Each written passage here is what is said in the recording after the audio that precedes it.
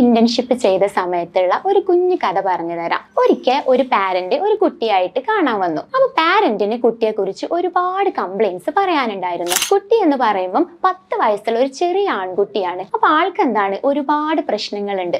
എന്തൊക്കെയാണ്?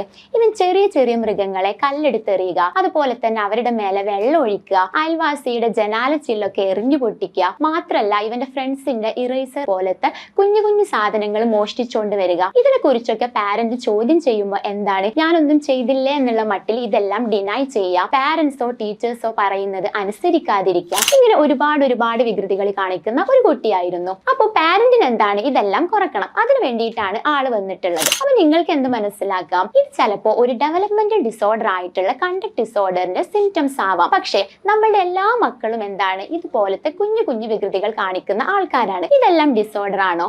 ഒരിക്കലുമല്ല. നേരത്തെ പറഞ്ഞ പോലെ കണ്ടക്ട് ഡിസോർഡറിന്റെ 15ഓളം സിംറ്റംസ് ഉണ്ട്. ഈ സിംറ്റംസിൽ 3ഓ അതിൽ കൂടുതലോ ഉണ്ടെങ്കിൽ മാത്രമേ അത് കണ്ടക്ട് ഡിസോർഡർ ആവുകയുള്ളൂ. മാത്രമല്ല അത് 6 മാസത്തോളം കണ്ടിന്യൂസ് ആയിട്ട് കാണിക്കുകയും വേണം. ഇങ്ങനെ ഉണ്ടെങ്കിൽ എന്താണ്, അത് മേ ബി കണ്ടക്ട് ഡിസോർഡർ ആകാം. സോ നിങ്ങൾ എന്ത് ചെയ്യുക, ഉടനെ തന്നെ ഒരു സൈക്കോളജിസ്റ്റിനെ കൺസൾട്ട് ചെയ്യുക. For more information follow us.